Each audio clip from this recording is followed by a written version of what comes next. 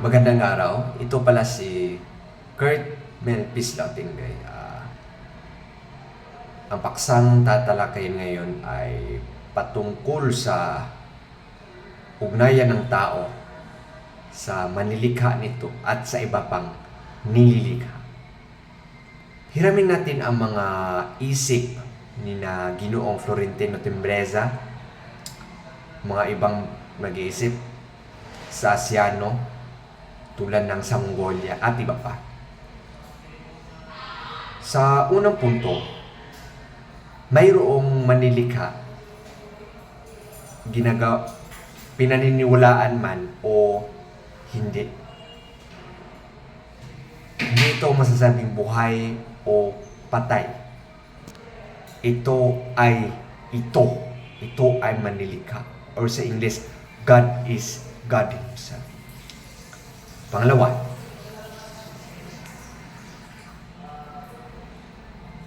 may mga kahitnatnan ang mga gawain sa mundo, mga ginagawa ng tao. Yung konsepto ng gaba. At pangatlo, maari pa ring mayayabong ang mga pananaw ng mundo, ng tao sa mundo, lalo na sa paksang moralidad. Ang moralidad ay nayayabong tulad ng ganun. May mga nagsasabi din ng mga objeksyon, pagtutol.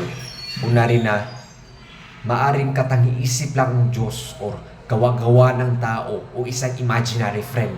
Pangalawa, ang mga kahinatnan or sagaba in a local term, lalo na sa mga Bisaya, ay parang katang-isip lang, pananakot. At pangatlo, parang ang moralidad ay vague na.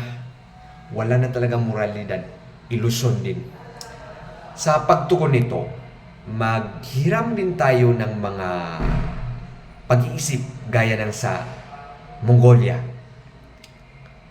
So sa Mongolia may theism like sa paniniwala sa Diyos na tinatawag na si Tengri. So si Tengri ay parang isang sky daddy, isang amang sumasalangit, kung sa ating pa mga Kristiyano, sumasalangit, amang nasa langit. At ito ay umiiral na hindi lang ito pala ang nilalang, kundi siya rin ang manlalalang ayon sa paniniwala ng Mongolia, ng mga Mongolians. Pangalawa, may nagsasaad din na ang karunungan ay hindi lang sa isip ng tao or ano lang ang nilalapat niya sa kanyang paligid, kundi paghalubilo rin ito, pag-a-appreciate, paglilinang, pagkilala sa ganda nito. Pangatlo, ang moralidad ay isang proseso. Ang ito ay hindi lang sa mga dapat o bawal, kundi ang pagiging tao.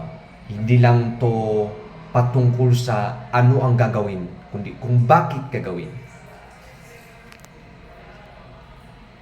Sa pagbuod nito, masasabing maniniwala man ang tao na may Diyos o wala, andyan pa rin siya, na may kahinatnan ang ating mga gawain, ito man ay masama, mabuti o hindi masasabi.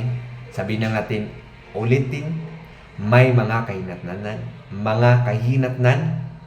at panghuli, ang ating mga gawain ay maaari pa yung mamayayabong sa paglipas at pagdaan ng panahon.